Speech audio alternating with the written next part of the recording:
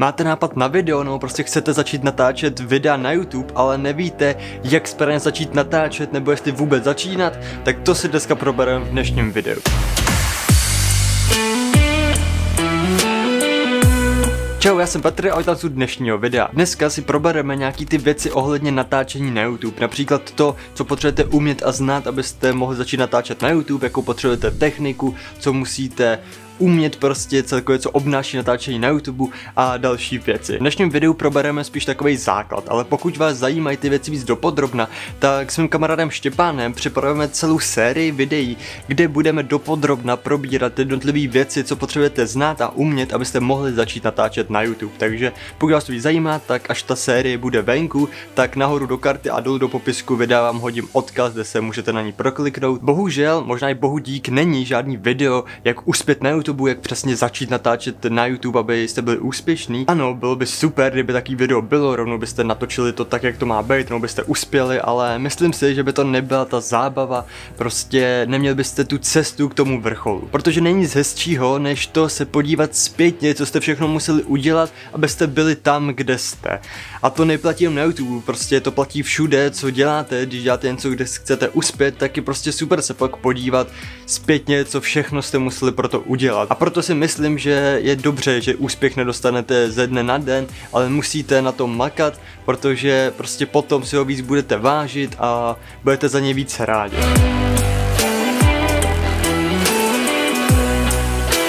A teďka už se pojďme pustit k samostatnému YouTube. Když se rozhodujete, jestli chcete začít natáčet na YouTube, tak byste si měli uvědomit, proč to vlastně chcete dělat. Je to z důvodu toho, že chcete bavit lidi, chcete něco nového naučit, nebo to děláte jenom pro peníze. Já osobně si myslím, že je lepší ta první možnost dělat to pro lidi a pro vás, protože vás to baví, než to dělat pro ty peníze, ale neberu to jako nějakou špatnou věc. Hele, ta možnost tady je z toho mít peníze, takže prostě proč to nevyužít, ale myslím si, že je lepší prostě to dělat, protože vás to baví. A hlavně je to i dost na těch lidech poznat, protože pokud to dělají pro peníze, tak to prostě vidíte, nějaké nezajímá kvalita, jaký to má prostě ohlasy, prostě jedou video za videem, tak aby z toho něco vydělali.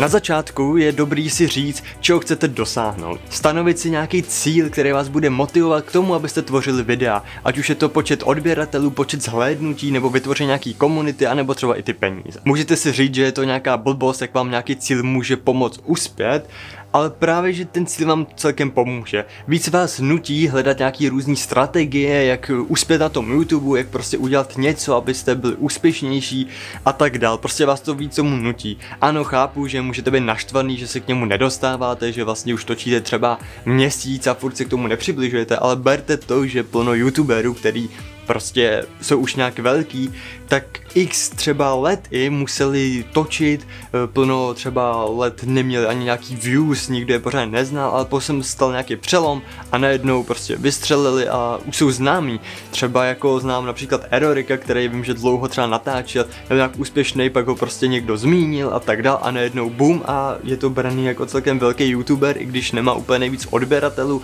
ale myslím si, že brzo jako dosáhne x odběratelů. Takže jo, prostě nemůžete brát, že prostě budete natáčet měsíce, budete úspěšní. Například já se YouTube věnuju už od roku 2016 a furt jako nejsem nějaký velký YouTuber. Je to i z důvodu toho, že jsem kolikrát nebyl aktivní, například jsem kolikrát měl obsah, který jsem natáčel, prostě, ale teďka si myslím, že konečně po těch x změnách, co jsem udělal, tak konečně už mám nějaký ten content, který mě baví a myslím, že se ho budu dlouho držet a jo, takže i tak, takže neberte, že budete točit třeba půl roku a budete hned úspěšní, prostě zabere to dost práce, než uspějete a ten cíl právě vám celkem jako pomůže, protože pokud už potom budete si říkat, sakra, už na to kašlu, tak si vzpomenete na ten cíl, čeho chcete dosáhnout a zase vás to nakopne a pojedete dál. Když jste si stanovili už nějaký ten cíl, tak vás asi zajímá, co všechno musíte umět a znát, než začnete natáčet na YouTube. Popravdě toho není zas tak tolik. Hlavně dost věcí se naučíte při tom, kdy budete natáčet, prostě v průběhu toho, co se budete zlepšovat. Postupně budete zjišťovat, co všechno musíte se ještě naučit, v čem se potřebujete zlepšit, co vám jde, co vám nejde a tak dál. V dnešní době to není zas takový problém, prostě je plno videí, kde vás naučí přesnou věc, jak například stříhat, jak dělat náhledňáky, jak se natáčet, jak udělat nějakou grafiku a tak dál. Jak už jsem říkal, všechno tady to se dozvíte v té dané sérii, kterou připravujeme. Ale na začátek je celkem dobrý umět nějaký ten základní střih, udělat nějaké náhledák, mít nějakou grafiku na tom kanále, to hned vypadá líp a prostě, hele, nej toho za stolik, hlavní je prostě začít natáčet, pokud jako budete furt přemýšlet, co ještě musíte, co ještě se musíte naučit, tak prostě třeba nikdy nezačnete, protože těch věcí je tolik, že kdybyste se měli všechno naučit, abyste mohli mít kvalitní obsah, tak prostě už potom si řeknete, už na to kašlu, už mě to nějak za stolik neláká. Takže prostě začnete a sami budete zjišťovat. Já sám jsem teďka natáčím a prostě třeba video, což vyšlo před půl rokem, tak prostě vím, co tam bylo za chybu, o kterých jsem se ponaučil a naučil jsem se jí dělat líp. Takže furt jako se budete zlepšovat, furt se budete učit, takže je blbost prostě jako čekat, až se to naučíte, prostě začnete, ale jsou nějaký ty základní věci, které byste jako měli už umět, jak jsem říkal, střih, nějaký ten náhledák, nějakou tu grafiku si aspoň malo udělat a tak dále. V dnešní době se hodně řeší technika, lidi chtějí kvalitní obraz, zvuk a tak dál, což chápu, protože kolem nás je plno kvalitních videí, filmů a fotek, ale je jasný, že na začátek si nemůžete dovolit nejlepší kameru, mikrofon a světla a další potřebné věci, co vám zlepší kvalitu videí. Aby tady to video nebylo extrémně dlouhý, tak tohleto si probereme v dalším videu, kde podrobně nějak víc probereme, jestli je důležitý, jakou máte techniku na natáčení. Odkaz máte nahoře v kartě, až to video vyjde.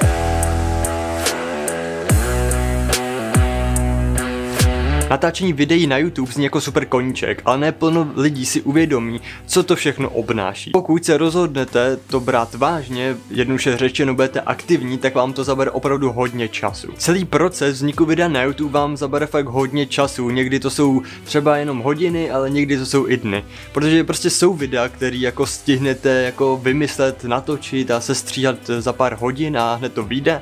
A taky jsou videa, které prostě vám zaberou třeba několik dní. Já osobně málo kdy udělám video, který bych jako vymyslel, natočil, sestříhal a vydal za jeden den. Většinou mi to zabere víc dní, protože to video si třeba 5krát pustím a zjišťuju, jestli se tam furt nedá něco zlepšit, aby to video bylo prostě kvalitní, nebyly tam nějaký chyby. Takže pokud prostě nemáte už teďka tolik času, tak bych bejt váma se to ještě jednou promyslel, ale tím vás nechci odrazovat od toho samostatného natáčení. Prostě pokud to chcete, tak to prostě zkuste, jako skončit se dá vždycky, ale berte to, že vám to zabere opravdu hodně času, aby nějaký to video vzniklo, protože ono se to nezdá, ale až ty videa začnete natáčet, tak začnete zjišťovat, co všechno, aby to video vzniklo, musíte udělat, jako vymyslet třeba scénář, připravit nějaký setup, natočit to, sestříhat to, udělat nějaký náhledák, vybrat ještě hudbu do toho videa a tak dál, vymyslet nějaký jako název, popisek a je prostě plno věcí, dalo by se o tom mluvit fakt jako hodiny, co všechno musíte udělat, aby to video vyšlo,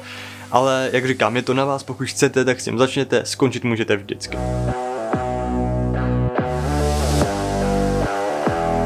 Na závěr bychom si mohli říct, jestli vůbec dává smysl začít natáčet na YouTube. Vím, že vás může odradit to, že už je plno youtuberů, takže nemůžete uspět, ale kdo ví, možná i vy budete jednou ty velký youtubeři na té československé scéně. Takže prostě myslím si, že smysl to stále má a jak už jsem říkal, vždycky můžete skončit, takže pokud prostě vás to bavit nebude, prostě řeknete si, že to je zbytečný, tak prostě skončete, ale berte to jako tu nejhorší variantu, co můžete udělat, protože nikdy nevíte, co se může stát. Mně osobně prostě dlouho nic a pak najednou jeden člověk mě dokonce zmínil ve videu a je to člověk, který ho jako dost respektuju, baví mi jeho videa a je to velká pro mě i inspirace, takže jo, i to se stalo a prostě hned mě to nakoplo víc znovu začít, takže jo, berte to jako poslední věc, což je jako skončit, prostě vždycky to můžete trochu změnit, vymyslet nějaký nový content, nějakou novou sérii, která může mít úspěch. Já osobně, když jsem ještě dřív natáčel hry, tak jsem prostě začal točit Brawl Stars a najednou mi prostě úplně vyrostly views, lidi mě začali sledovat a tak dál, takže prostě někdy můžete kápnout nějakou super sérii a úplně vám kanál vybouchne. Vždycky můžete udělat něco, co prostě vybouchne a budete třeba úspěšný, takže hele, když budete chtít skončit, fakt o tom nejdřív přemýšlejte, jestli to fakt má cenu skončit, anebo to ještě zkusit. Pro tato video to bude všechno, takže pokud se vám video líbilo, nebo vám dokonce i pomohlo, tak určitě budu rád za like a třeba i za sdílení. Pokud jste tady nový, tak určitě budu rád za odběr a já se na vás budu těšit u dalšího videa. Zatím čau.